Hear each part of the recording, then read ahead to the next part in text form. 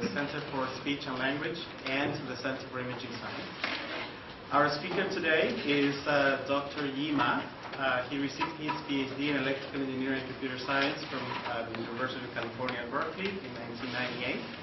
And then he was an assistant and then associate professor at Electrical Engineering at the University of Illinois. For the last 5 years, he's moved to Microsoft Research Asia, where he is the director of the Visual Computing group at Microsoft Research. Yi is one of the rising stars in the field of computer vision. He's had numerous influential works in the area of geometry originally, and more recently in the area of sparsity and optimization and sparse representation for face recognition. His paper on face recognition is one of the most cited papers on FAMI in the last 5 years. And we're really honored to have him, and welcome. Thanks a lot.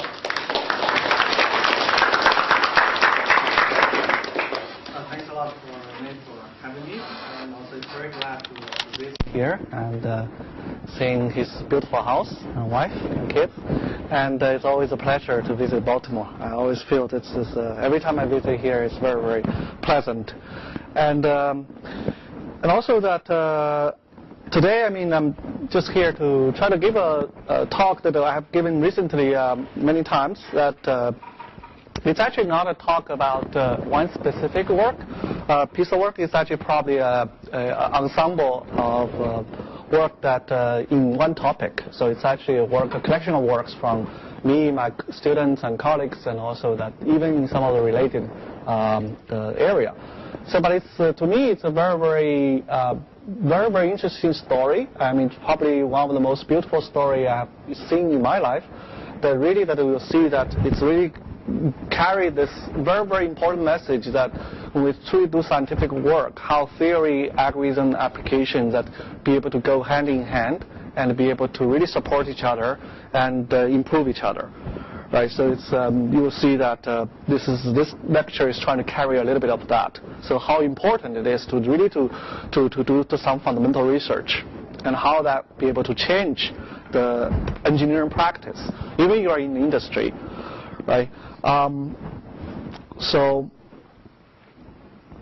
this basically the work is trying to find a low-dimensional structure in high-dimensional data, right? So I don't have to overemphasize what's important about data these days, right? Everybody's talking about big data and high-dimensional data, right? The data we're dealing with, especially at industry, images, videos, user, consumer data, and all the internet web data, right? So of course, the data, we all believe that the reason we can do something interesting is that they have structures, right? They're not random. So the question is that who can get those structures well? And whoever can do a better job, you really be able to win in business, at least. Industry, that's what it is. And also that the data, the structure very often are highly low-dimensional compared to the original dimension of the data, right? For example, if you have an image, the resolution usually right now is 10 mega. Easily you get a picture. Even the cell phone takes 10 megabit, the pixel images. The question is whoever can get the information of the data, more importantly, that actually serves almost all the applications, right? That compression, transmission, and indexing, and also classification. Almost to everything. So that's what the question is, how do we do this, right? The data obviously has structure. So in this lecture, because I come from a computer vision background, an image processing background, so I will use primarily images to carry some of the abstract notion because they're very intuitive. But the method and the theory that you'll see in this talk applies to very, very general the signals and data, right? But you'll see primarily images in this talk. So for example, what we're talking about is that, let me grab a, right.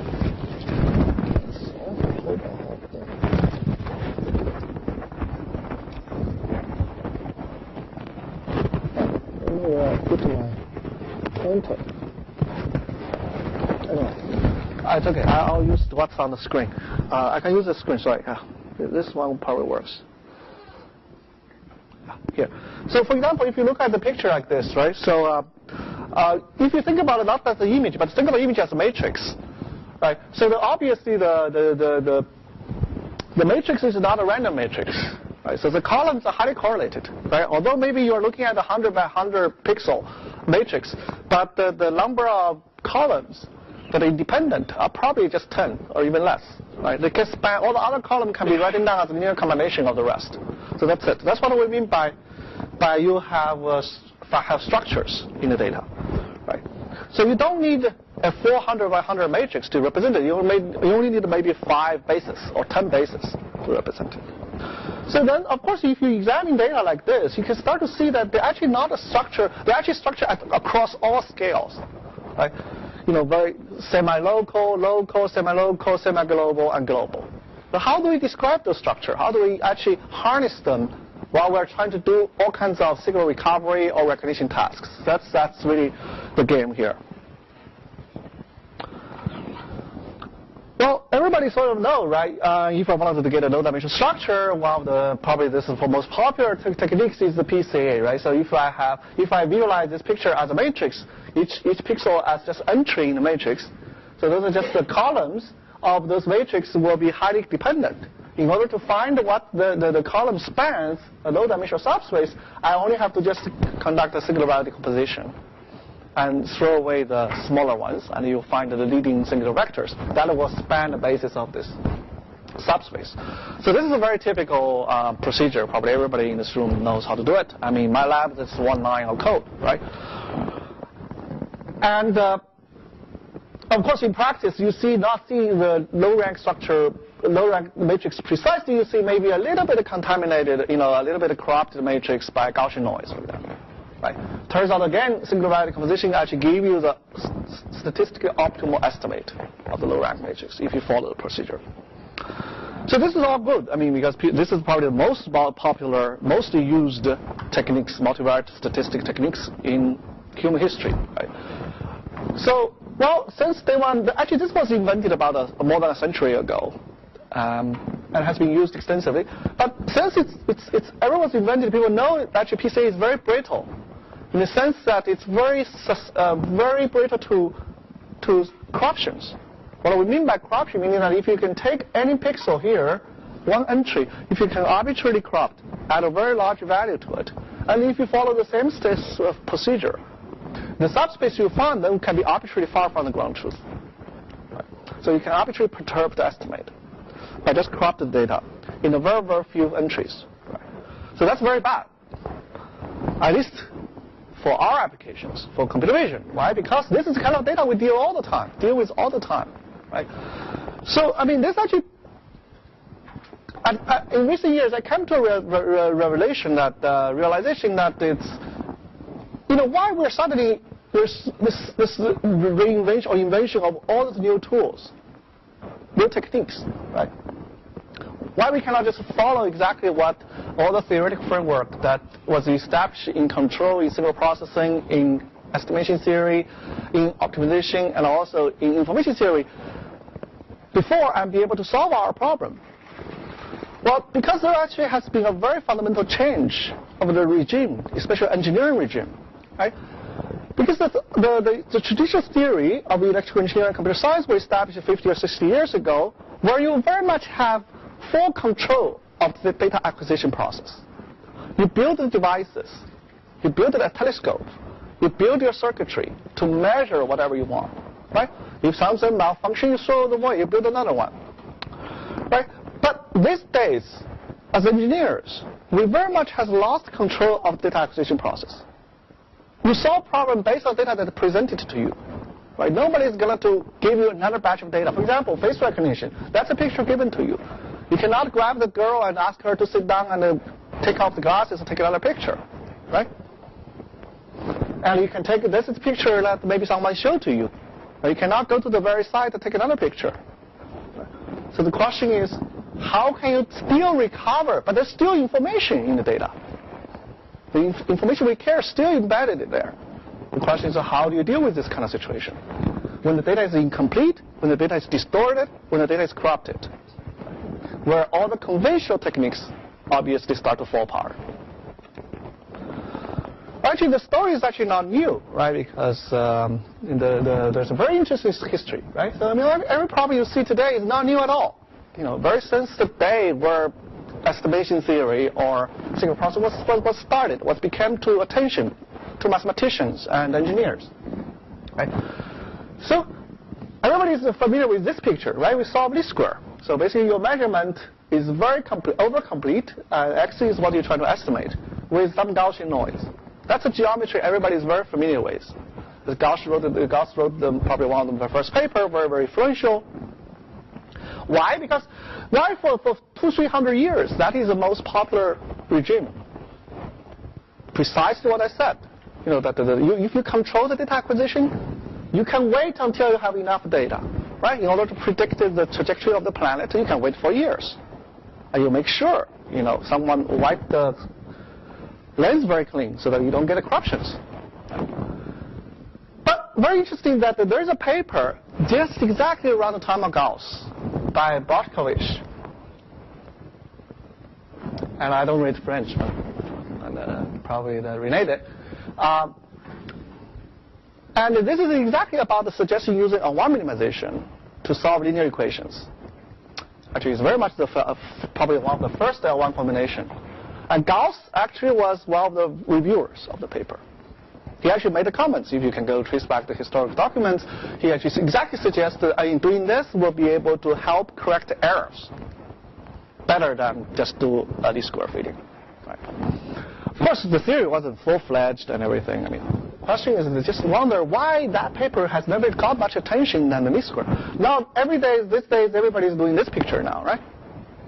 Because the engineering practice has changed. The problem, the nature of the problem has changed fundamentally.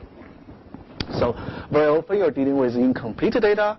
You still have to solve for X. The data can be highly corrupted by Laplacian, by highly, distribution with very heavy tails and so on. Right? Again, because of engineering practice, because of availability of data and computers, computation resource, right, the problem actually become more urgent. Whoever, as I said, whoever can do a better job, will make good business, right? And also, there's actually a very interesting time of history because the theory, algorithm, and application has all gone through tremendous progress in the past few years. Right? There's a tremendous confluence among them. Right? Really drive this field at a very, very high pace. Even I'm in the middle of it, from time to time I really feel that I'm really catching up my breath very, very slowly, very, very, very hard. I'll just give you a little bit of contextual information, what's been going on. So, for example, everything sort of started from interested in solving this kind of problem.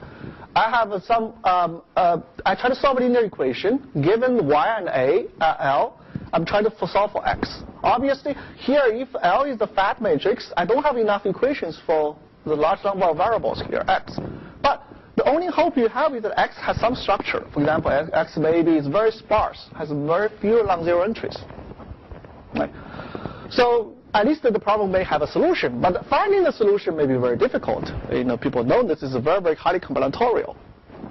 The break people get is that it turns out that actually this causal problem under fairly broad condition, you can relax use and solve them very, very accurately and correctly using L1 minimization. Just relax the L0 norm with its 1 norm, which is a convex program, and it can be solved in polynomial time. Right? There's a full-fledged theory now fully characterize exactly when and how you do this. And again, one of the first my encounter with L1 is that I just apply this to just face recognition, just see what happens at the time, even without fully understand what the heck we're doing, to be honest. So, for example, you can model the face recognition just as the query face as a linear combination of what's in your database, apply some corruption maybe. Right? This is probably a very naive, straightforward formulation of the problem. And so you end up solving this kind of equation, again, the linear program. Actually, that really got us surprised because it started to give us very, very incredible solution because, see, here we started trying to just correct some sparse errors. Turns out you get more than what you bargained for, right? So this is actually an input image with 30, 50, 70% of pixel arbitrarily corrupted. I think I gave a talk about this just probably a few years ago here. And this is just a little bit overview. And you can see up to 60 or 70% of random full corruption. The computer still sees who the person is, and you don't. And this is sort of a dense error correction phenomena we will see in high-dimensional statistics. We'll see another example about a matrix as well later. Obviously, I mean, this is all about the vectors, right? Those vectors, x and e, are sparse. What about a matrix? A matrix also has structures, right? So if I have a very low-rank matrix, if I hit it with some random measurements, can I recover it? So again, the problem is NP-hard, but again, the convex optimization comes to rescue, and there's a full-fledged theory being developed around it. Has been very, very causing all kinds of excitement in all areas. Right? Then why should you care? Because these days almost the entire internet relies on all the money come from what? Advertisement. The advertisement comes from prediction. Right? You have to complete something you don't have. So for example, all the user preferences about products, everybody's doing shopping online now. Right? So how do you know I'm reminding the user something he might be interested? Right? You can only get that from people have similar taste with you. And that's in statistics we call correlations. Right? In algebra we call linear dependency. Right? So again, I mean that's why this kind of class of problems pops up everywhere to help you process this high-dimensional data. Of course, the life is not even that easy. Sometimes the data may look like this. Right? They may have structure, but they're buried somewhere.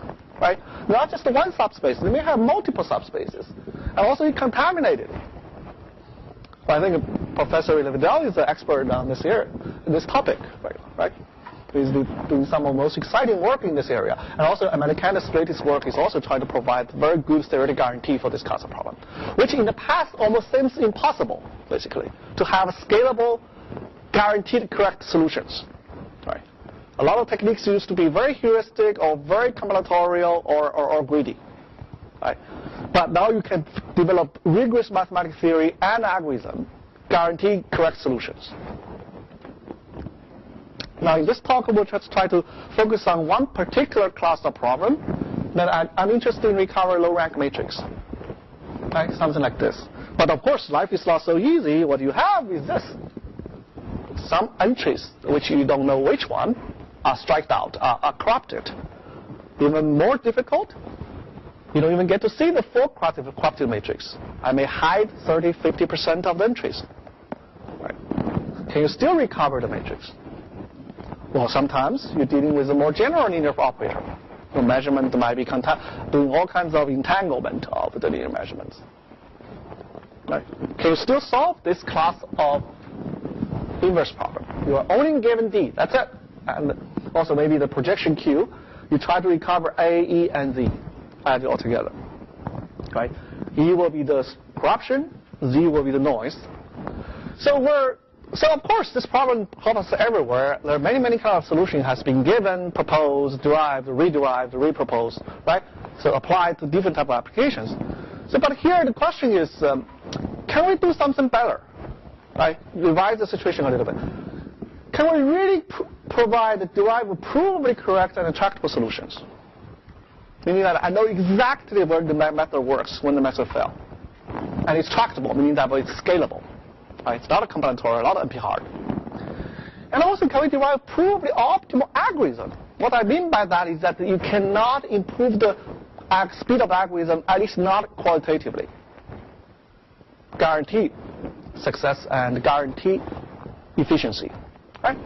Now, once you equipped with such a theory and algorithm, we'll see what interesting thing you can do with the application. Or what kind of interesting problem the application will inject back to the theory and algorithm.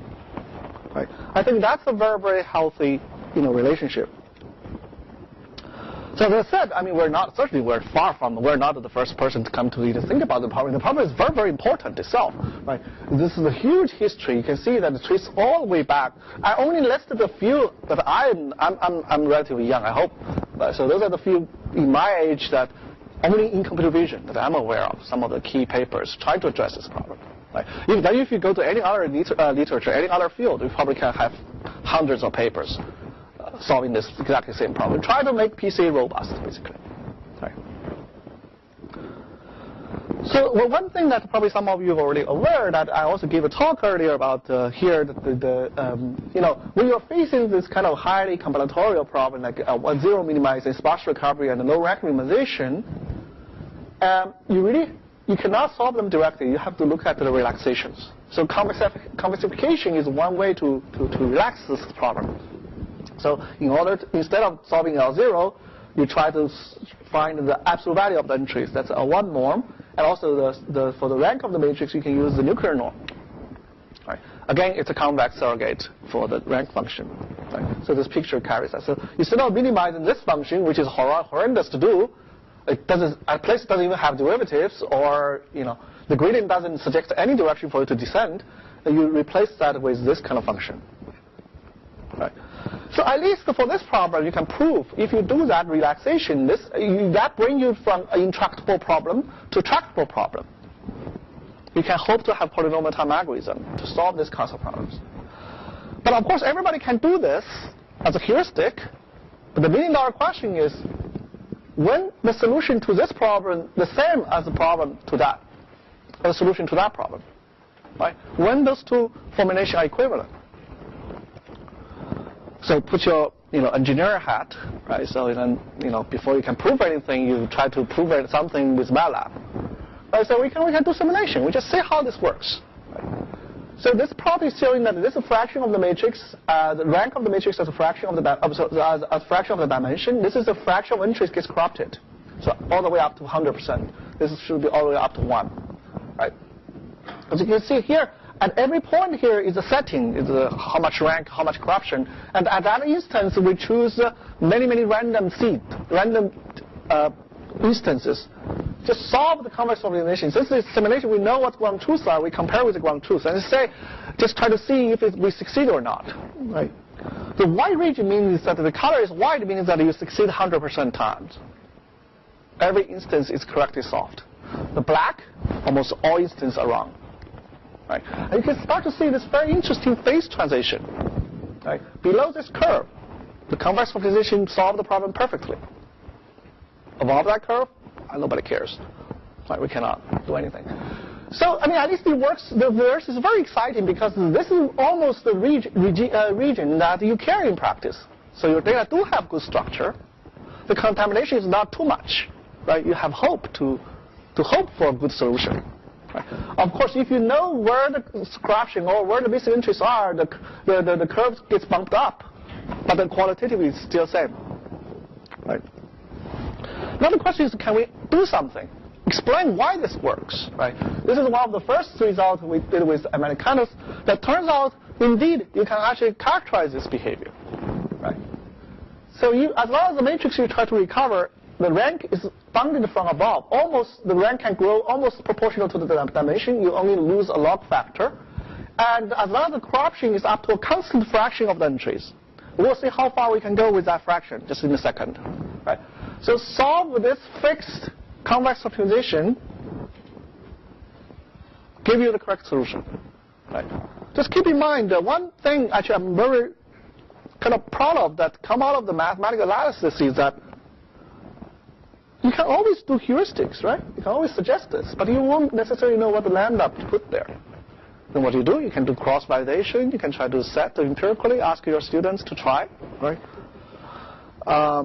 No, it turns out, there's a very rigorous choice for it, right? You only choose that fixed number, you're done. There's nothing for you to tune. It's a convex optimization. There's the only unique minimum as long as the problem is well conditioned, and that gives you the correct solution. Right. It's a very powerful message at the time. Of course, after that, we try to do some, there's also extensions. For example, as I said, I can hide 90% of the entries. I only show you 10% of the entries. But this fraction is arbitrary. Actually, it can be arbitrarily small fraction. Basically, I give you a cooperative matrix. I only show you 10% or 5%. I ask you to recover the entire matrix. As long as the dimension is high enough, the problem is still well conditioned, and you can do a perfect recovery, just using the simple convex optimization. So that's the message. What about corruption? As I said, the corruption is harder, right? Because when you have corruption, you don't know which entries are corrupted, which entries are missing. So actually, there's something surprise too. Right? So the fraction under very much the same setting, the fraction of entry that you can crop arbitrarily, that the convex optimization still works, is a asymptotic approach to 100%. Meaning that if you have a very large matrix, if you know the ground truth is very low rank, you can crop the 95, 98, 99% of entries arbitrarily, and the computer doesn't know which one, and still get the ground truth. And we'll see actually a real example later on. This is not just that you can prove mathematically. This is actually something actually real, actually really happens. And of course, if you have a noise, dense noise, you cannot hope to get an exact solution, but you can hope to get a stable solution. And there's all kinds of theory being developed around how to do this better and better, get it much sharper. This works from multivariate, give a very, very sharp bound of the C. You can optimal bound on the C and so on. And also that this recent work that sometimes if you want to solve a more general problem, if I have a crafty matrix, I really want to project it onto the lowest possible dimension. Let's say still I can recover it. What's the lowest possible dimension I can do?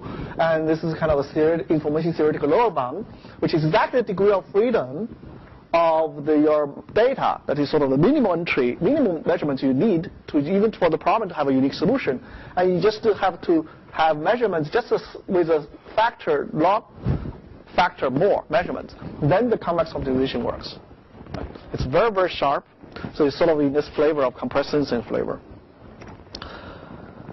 There's actually, of course, there's another model. If you don't consider random corruption, you can consider deterministic corruption. Of course, the condition become much harsher for you to be able to do recovery.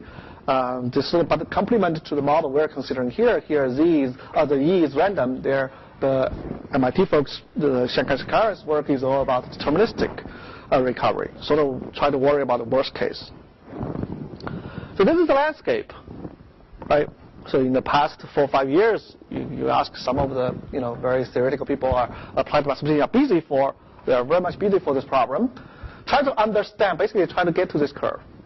First to prove if such a curve exists and where that curve is. Right? There's a series of great work be developed. And from what I can tell you now is that, yes, this landscape, this phase transition landscape has been precisely understood. So you can prove rigorously that under this curve, convex optimization always succeed with probability 1. And above that, fail with overwhelming probability. Question? So one would expect the matrix completion problem to be easier because you know where the entries are missing. But the bound on the rank is of the same order. Nonetheless, in the experiments... that's just for this point. But I'm talking about these two regions so they all have the same qualitative behavior now. Just that this curve is much higher than that one. They all bends up all the way to 1. But this is much higher than that. Maybe I should exaggerate that difference a little more. Where in the theorem do I see that the curve for matrix completion is to the top right of the curve for matrix? Not in this talk. So that's actually recent work from Joe Trop and a whole bunch of works from a few other people to characterize this phase transition sharp.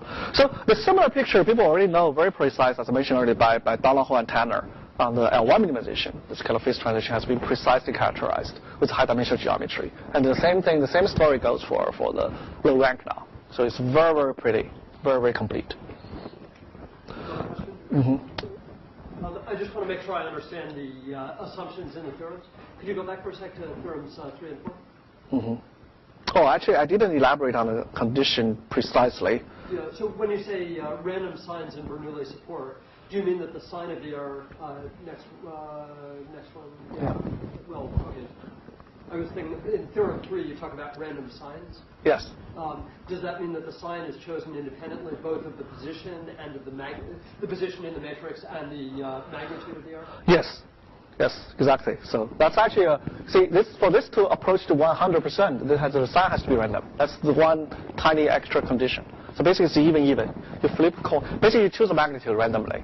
I mean, actually, there's no probabilistic model. The magnitude doesn't have any model, right? It can be anything. Just choose a support as a Bernoulli distribution, and then you flip a coin. Right.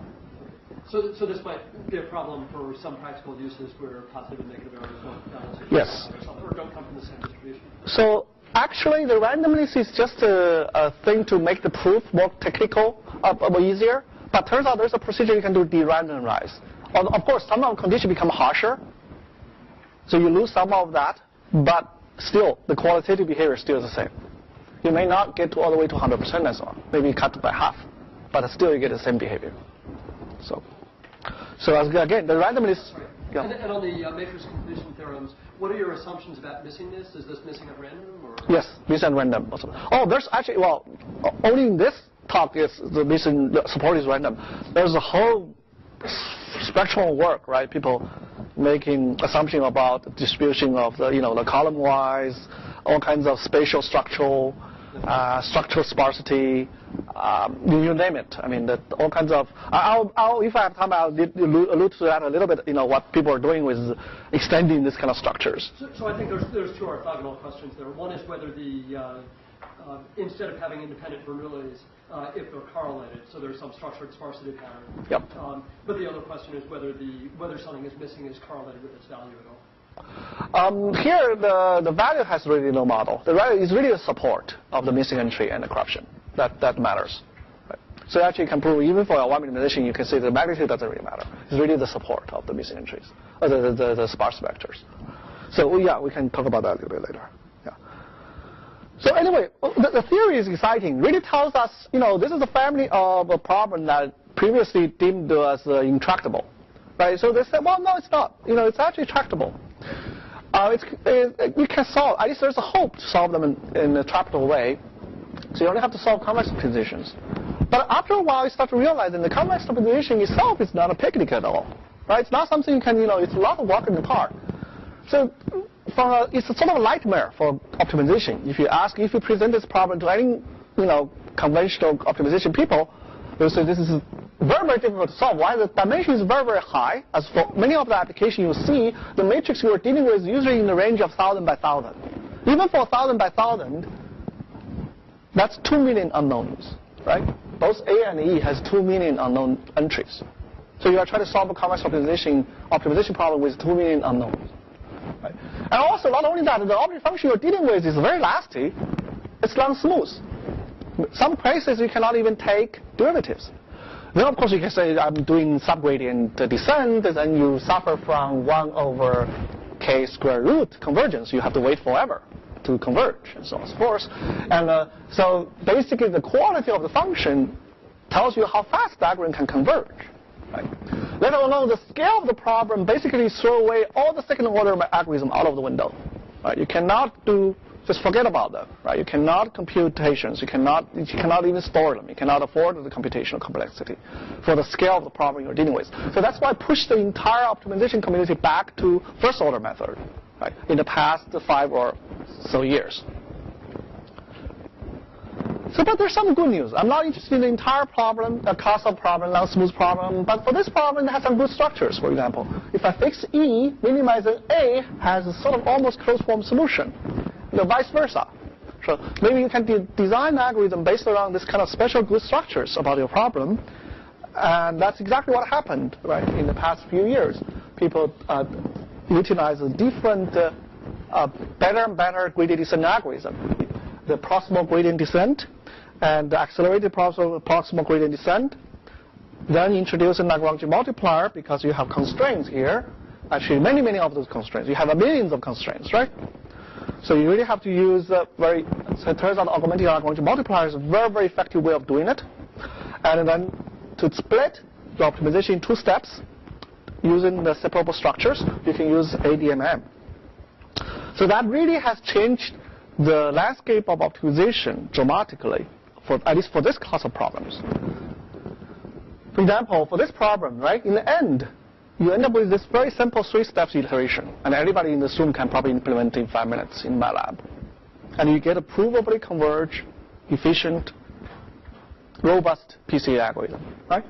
So the improvement is dramatic, actually. They all belong to gradient descent algorithm. But you can see that just be a little bit clever. What you do with gradient descent can make your whole life completely different. Like 4 or 5 degrees of magnitude. This is what actually results 10 years ago. On a typical computer like this, you can just solve RPCA in 10 seconds. I just come back from visited John Wright. He claimed he's doing all this video. You'll see some of examples later.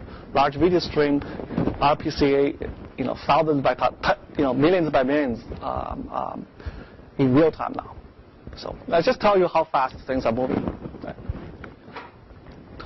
Well, turns out there's some actually great news, right? So it actually made even optimization people think twice. Some of the practice design of the faster algorithm start to realize that, well, this class of problem is not supposed to converge this fast, right? But why? Or even ADMM, right?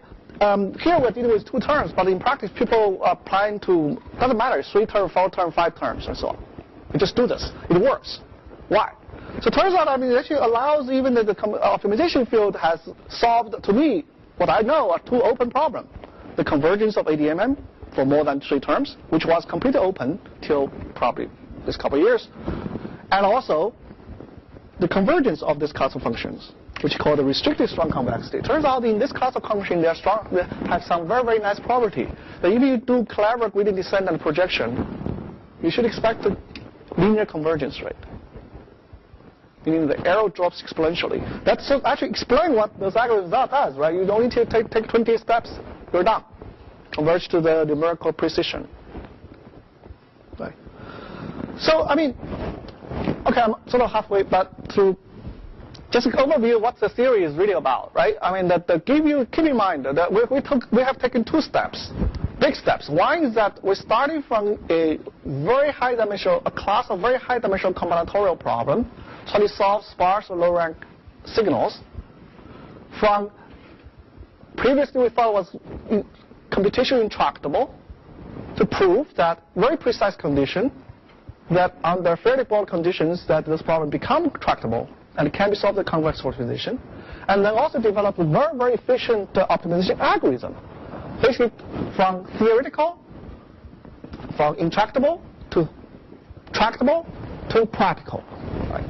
So once we have practical algorithms, then let's put back our engineer hats and see have some fun with it, right? So that's really the. So now, there's a homework, right? So if you tell your student, I have a tool, I can solve this problem now, go find me examples. Right? Just giving them the MATLAB code, go apply to some data, say, have some fun. So what kind of data you can come up with to that this will work? Well, I'm from computer vision, right?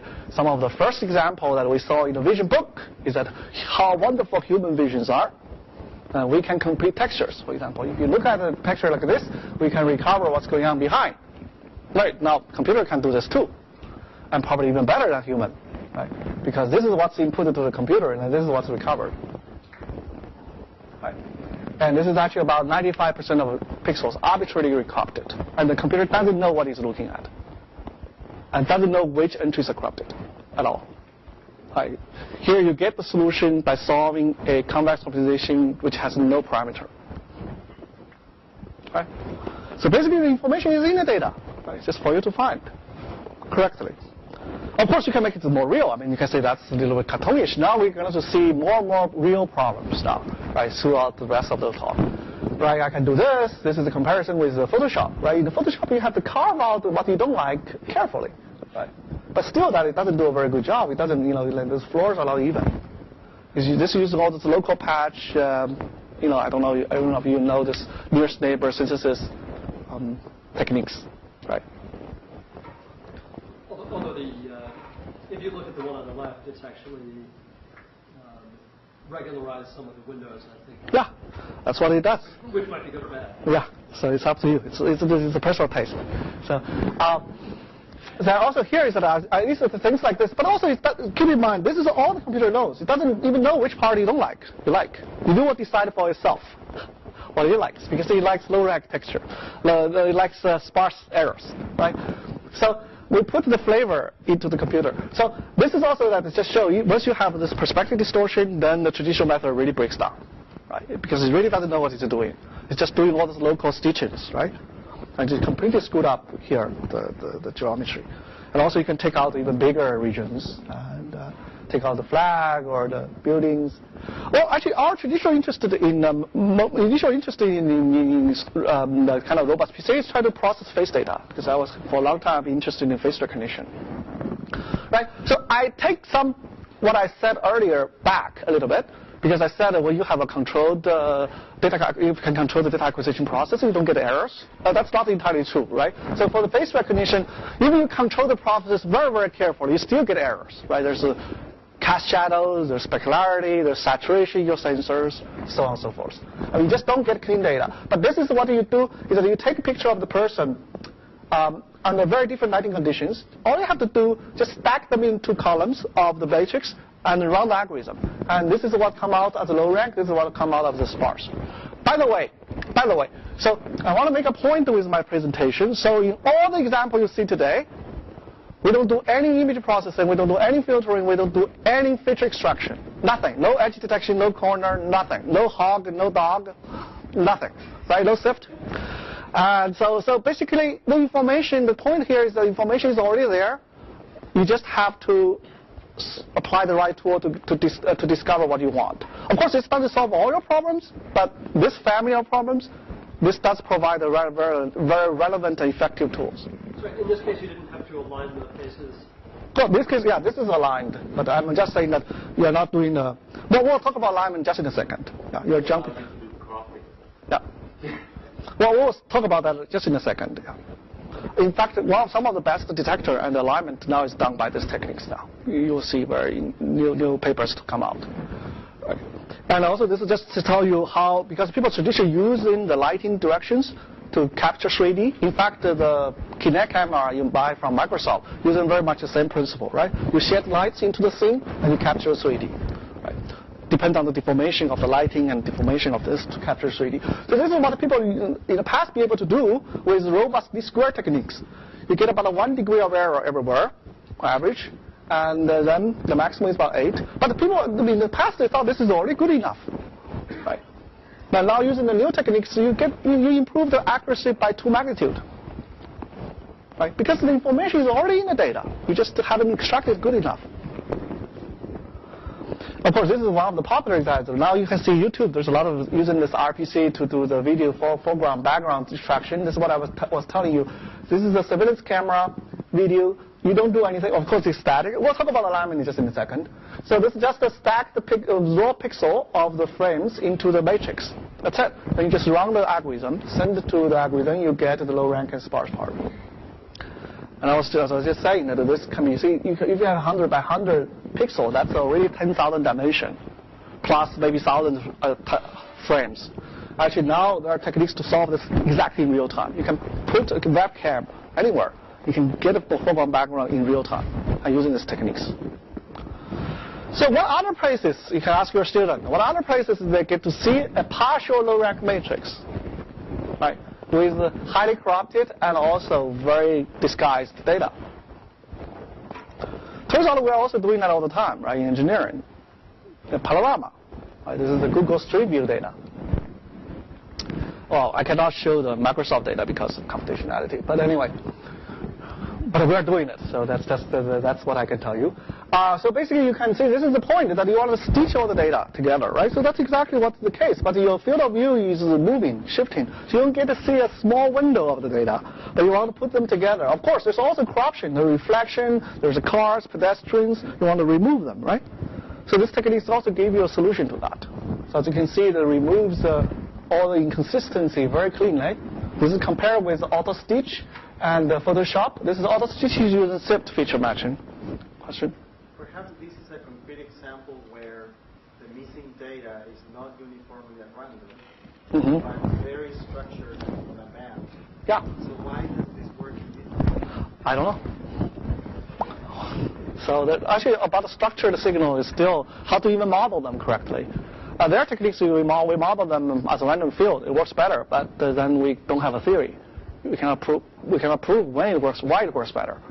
There are also other structural sparsity can encourage spatial continuity that prove what it works better.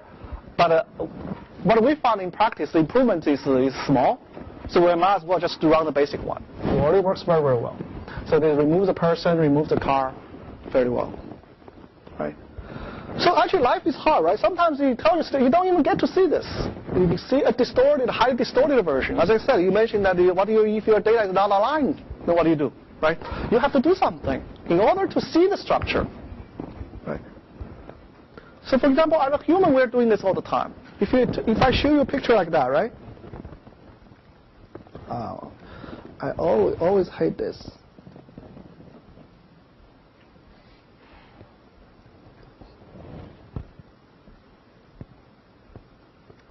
Yeah, so switching from laser to this is not easy.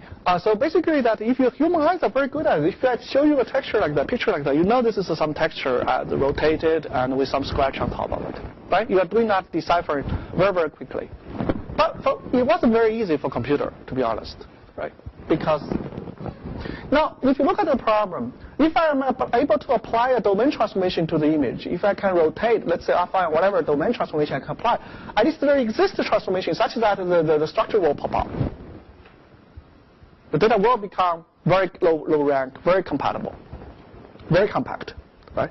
So can I solve this problem? Then I go back to my original problem. Yes, I'm trying to look for low rank plus sparse, but subject to a deformed data. Of course, now the tau is unknown as well. So even the object function here is convex, the whole problem is no longer a convex program because this introduced nonlinearity in your problem. Well, we're engineers, right? So whenever we see a nonlinear problem, what do?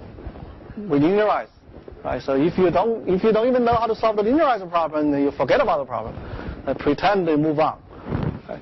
So this is actually then what you do. You just linearize against the tau, and you just do this incrementally, right? Every time I just correct a little bit, push the data in the direction that the rank will be lower, the error will be sparser. That's it. That's all you do. So you just need to repeat until you converge to a good solution. Actually, that video shows exactly the convergence path for that figure. So I can show you more. So this the window. What you saw is the initial window. That's all you have to do.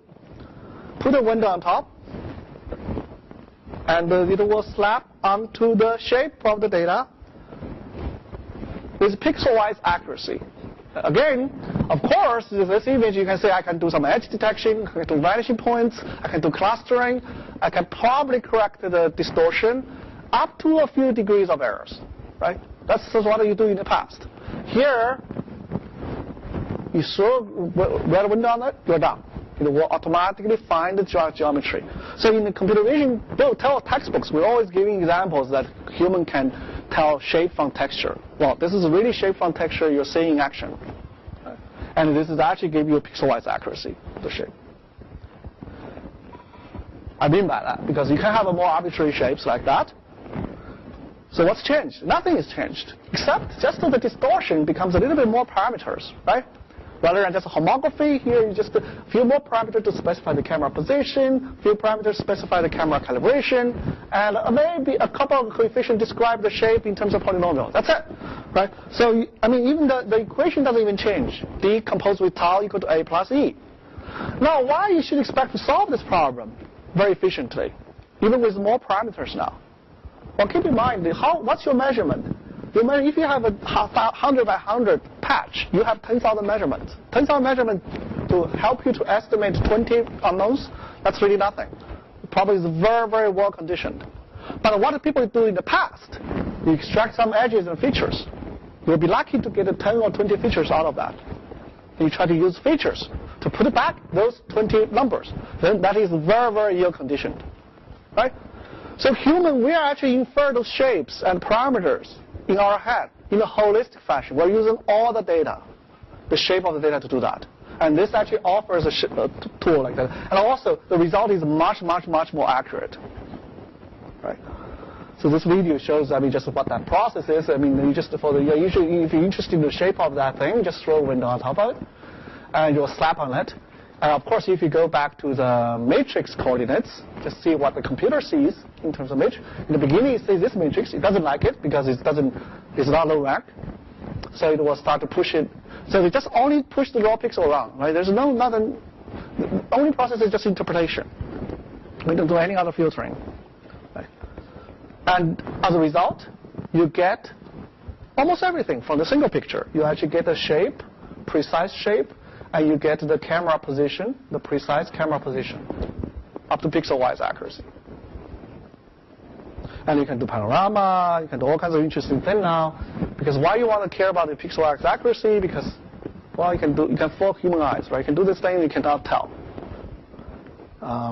And they say, this is also, if you go back to say what kind of other problem we do, Microsoft, we sells a lot of cheap cameras. Well, one thing comes with the cheap camera is that you have to do calibration, especially if you want to do something in 3D, which is exactly what Kinect does, right? So the calibration rig at Microsoft for Kinect costs a couple $1 million. They don't even do a very good job. So how many students has played with calibrations? Camera calibrations? Nobody? All the robotics people should do, right? So I was a robotics student. I'm the one, oh my God, give you all kinds of headache. Right, so what do you do if your advisor asks you to calibrate the camera, or you go to the internet, download the Caltech calibration toolbox, and take some pictures, and make some rig, take some pictures, start clicking on the corners, right? That's very much you do. So here you just take a picture and do a simple visualization. Because the calibration is really nothing but align what's supposed to be aligned, right? Just rectify things, find all the deformation and alignment. So you just several seconds. As I said, right now probably even taking less than a fraction of seconds to do this now. This was at least 2 years ago. So also for a single picture, human eyes, we see the geometry perfectly, right? We don't have to guess what the geometry is. You don't even have to label. You learn from examples. It's already in the picture. Right? And for doing that, you get a precise pop-up of the geometry, and including where you're looking at this picture. And you don't need to do anything else. Right. Question? Yeah, so in this case, do you have a lot more parameters for tau? Because you need to find a bunch of different regions corresponding to polygons. It's all just, you just have to prioritize what you are trying to get. Right, so there's more than 20 parameters in this case. No, this is just two homography. Yeah, it's probably 10, 20 parameters. So it depends on how many different planes you expect. Yes, exactly.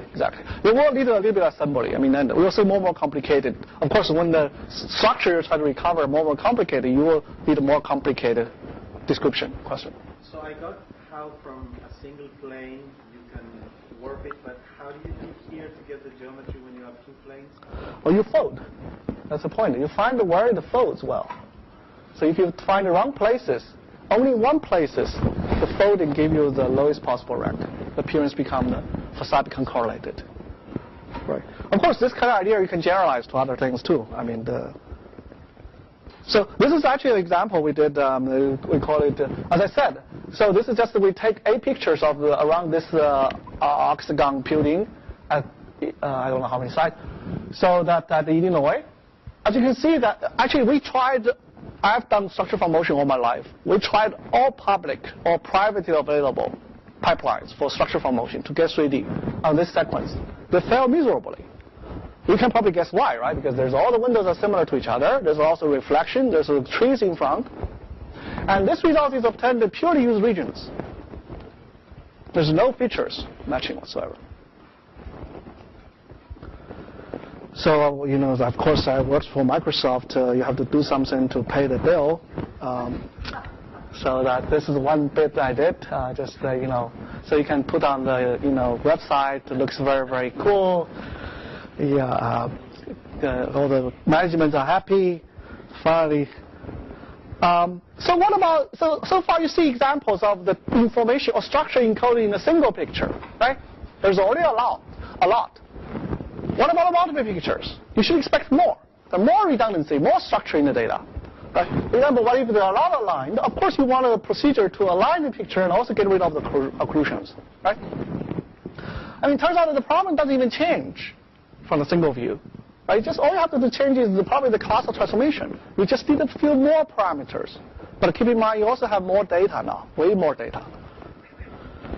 So again, conceptually, the algorithm doesn't even change. You can very much use the same code cycle for this problem. Well, again, this is something else I did to pay the bill, literally to the bill. So this is it's actually, to be honest, the internet is like a dream for a statistician, right? This is all the data there. There's got to be something in common, the structure there. But how do you find it? What's to grab there, right? All the information and the faces. As I said, even if you do a face detection, still the faces are not very well aligned. Maybe he doesn't like certain picture of his he wants to get rid of. right? He never have that hairstyle, right? I mean, that's actually come from the Time magazine logo, right? So you can do alignment using the techniques, align them better. So as you can see, the average becomes sharper. Even he's still not happy. You can see, just show him the low rank part, right? All the picture that he's yelling or his bad hairstyle are gone, right? This is all done automatically, and because all the inconsistency, the ugly part went to the sparse part, right? All the statistically inconsistent parts get in there. Again, if you have a video sequence, if it's not a static video, or especially someone shaking, this is actually a YouTube clip from Al Gore being interviewed, someone amateur shot it. Well, you can see that, here you can see that not only you align the stabilize the video, and the low rank part actually almost has higher resolution than the original one. Because it gets rid of all the block effects from JPEG and MPEG. And it almost looks like the resolution is higher. Actually, it has the same resolution. And you can do handwritten digits. You don't have to. I don't have to over. And it doesn't have to be a man-made object. In fact, all the object that has some structure in it actually works. Text, another man-made. Actually, text has a structure across all scale, right? Stroke, the character, words, paragraphs. Right. You don't have to recognize from this angle. So actually, there's a lot of Chinese in here. I'm very proud to announce almost all Chinese characters are low-rank textures, or robust low-rank textures. Right. Meaning that they're not low rank per se, but after you take out some very bad, weird stuff, it becomes low rank. And they self-position themselves, meaning that you can look at the character from any angle, they should correct themselves. I mean, even characters that you don't expect to have a low rank. I'm not talking about just horizontal vertical strokes. I'm talking about very general characters. For some reason, I don't know. In fact, it's for all fonts, all the popular fonts. Chinese character. All has the same structure, and we don't know why. And of course, then you can do, once you have a cell phone, you take a picture, right? You can recognize character. You don't have to risk your life to get into the traffic to take a frontal picture, right? And you're not that tall either, right? So, I mean, anyway, this just makes things much easier. And as I said, I mean, that if you're really dealing with imagery data, single image, multiple image, right? So there's a tremendous structure that gets extracted from the image data. And that, also all this theory really starts to unleash all the information, allows you to compute those information in a very tractable and efficient way, right? I'll give you a very, very quick example. Just open your eyes a little bit. Those are so far mostly my example. Some of the work done by my students and close colleagues. Those are the work examples throughout everywhere. I mean, I only highlight a few. 3D data, tons of structures, right? Whenever you see a matrix, think about the structure, right? Images versus words, right? Of course, there's some contamination in your data set. This helps you to clean. Document, right? You know all this Google about this PCA model. What about a better model, right? You don't throw it. There's a lot of noise. Actually, rank is about topic, background. Sparse maybe it's about maybe it's about keywords. And this is what you can extract from document. You don't tell the computer what's the keywords, what's on the title. This is keywords extracted from text. Chrysler Space Dividend, optimism. Right. So actually, one of the students who did this work, actually he quit his PhD, or haven't yet. He just take a leave from his PhD. He's starting a startup company in China. So they already had a company are investing in this kind of techniques. And also protein. I think there's a lot of biomedical people. I'm by far not an expert, but there's someone my former student, Huang Kun, did to macro data, gene versus protein, right? How to capture how gene regulate proteins, how protein influence each other, and there must be lots of correlations in the data, right? But the data could be contaminated. You want to find the truth, you better use a more advanced tool. This is my favorite example because for many years, if you play karaoke, you should like this. Because if you have a song, you like the music, but you don't like the lyrics, you want to remove it. So in the past, in the audio speech recognition people, they developed very, very sophisticated system to remove lyrics from the music. Turns out the solution is very simple. Do the short-time Fourier transform, do the RPCA, invert it back. That's it. Nothing else. And unless you write very, very bad lyrics, right? like da da da da da whatever, that gets mixed with the music. But anything with some content will pop up as a sparse program because it doesn't have harmonics. Also, this is about internet traffic analysis. All the algorithmic help you to detect anything out of the ordinary from day-to-day business, day-to-day traffic. Right? Something happened. Or sometimes you have to manipulate the structure easily in the data. You have to manipulate the data a little bit to see the structure, to see the low rank correlation, spatial time correlation. And of course, I come from a control background. I really have to say this because the whole business very much started from control people that try to identify dynamical system, and where you actually see the measurements, Hankel matrix, are naturally low rank. And in fact, the techniques of using nuclear norm to do low rank recovery was proposed by some of the control folks, Marion Fazel and Steve Boyd, very early on. And that has led to all the development, theoretical analysis and development. And anybody, there's a lot of people doing graphical learning, right?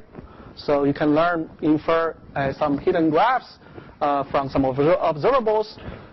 Even for Gaussian network, probably the simplest class graphical model, Gaussian network, tree-like model. And if you want to infer the structure, infer the hidden nodes, you're actually solving a robust PCA problem. You probably didn't realize that. The problem is NP hard. Because you actually try to, because the observation, the inverse empirical covariance matrix is exactly sparse plus low rank. This is a line of work from the MIT folks, Alawilski and Pablo Parello. You can see there's a wonderful paper in the Analog Statistics last year, follow up on this development. So, I mean, we see very, very beautiful parallel lines of stories, right? We cover sparse, low-rank structures from highly compressive, corrupted measurements. And what do we say in mathematics, right? If you see an idea worked once, it's a trick. If it worked twice, it becomes a method. We really suggest something truly, truly universal and general. Well, actually, that's the case. Turns out that there's a huge family of structures called decomposed family of structure. They are low-dimensional structures in high-dimensional spaces. Sort of describing this kind of spatial continuity you're talking about. That has exactly the same phenomena. You can recover them using convex optimization from highly compressed measurements. You can add them together. You can separate them. You can add them together and project them, entangle them. You can always go back using convex optimization. You can sort everything out. Nothing is lost in your measurements. So as you can see, this is some of the latest development. The timeline is about last year or last couple of years. There's a huge family of strong theoretical results suggesting how advanced things you can do. But to be honest, many of the structures, we don't even know what they model in real data. So in that sense, the theory is way ahead of practice. Because the example you see today in my talk, there are few, still very intuitive. I still find them very banal, right? Because you can look at them and say that I got to have that. But what about certain things that's hidden, more deep, but can be described by more advanced structures in your signal, and we don't know. To be honest, I have yet to see such an example. Right? Really take some understanding of the structure to see a non-trivial matching of the model and the structure. I call it a perfect storm. Why? Because everybody talk about cloud, right? So if you have cloud, you have storm. And why it's perfect? It's the really beautiful mathematics, precise understanding what's going on. Wonderful. Revolutionary ideas about optimization, how to scale up things, how to parallelize things. Really harnessing the kind of parallel distributed and the scalable computing framework we have. And also, data is everywhere today. And if you're successful, find one application, you can become rich. That's really one of the message why those areas really inject each other with lots of energy, lots of excitement. Again, the talk is not about one work. It's really about a slew of work that done with by me, students, and also lots of collaborators in this area. And if you're interested, actually, this is a website we collect actually not just our work, but also many papers or works, theory, algorithm, applications by others. This work just give a very small fraction of that development. So those are actually the real heroes, my former students, and also some of the colleagues at Stanford, and also this Emmanuel and Zhou Chen, who developed the algorithm. Yasu has helped with many applications. So I have to really acknowledge them. They're contributions. Thanks a lot. Sorry, taking a little bit of time.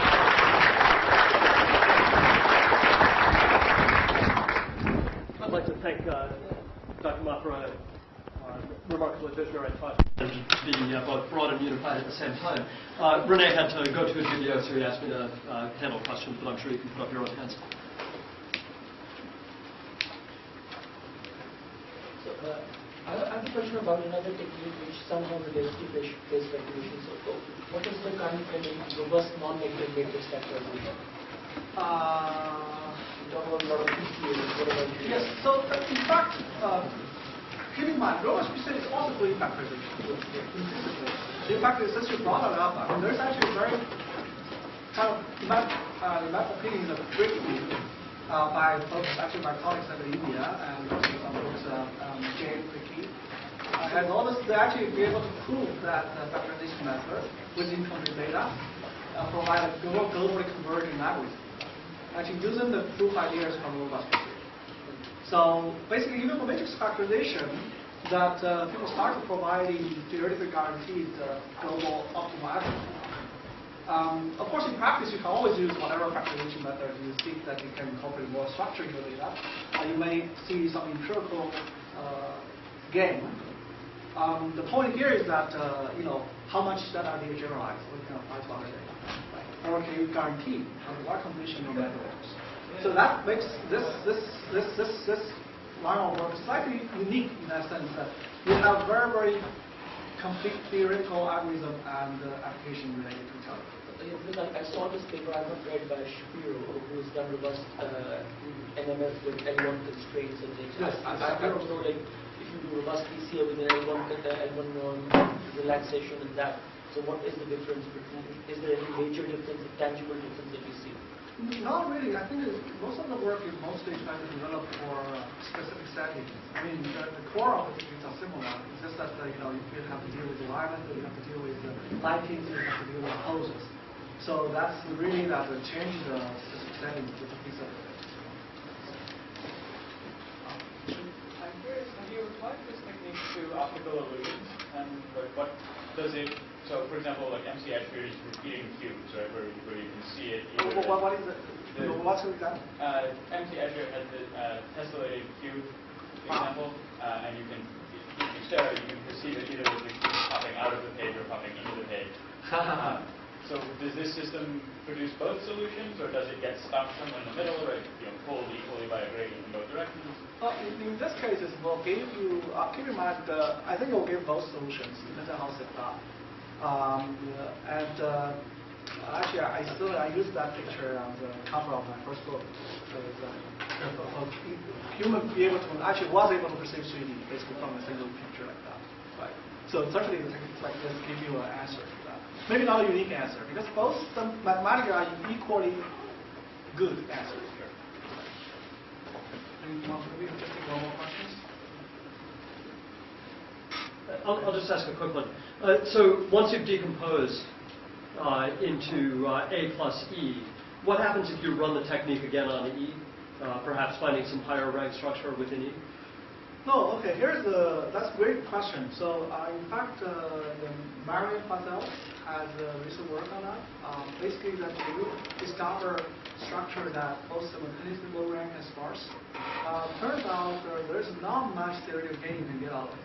In many cases you cannot. So, I mean, if you're for detail, I will refer you to her paper, Marion Patel of the University of Washington. She's the first lady proposing the nuclear norm for low rank recovery. At least one of the first. And so she has followed up. Basically, the matrix you try to recover is both simultaneously low rank plus sparse.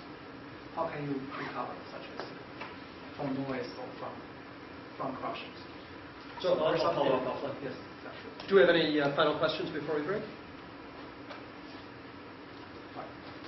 Okay, let's thank Dr. Ma for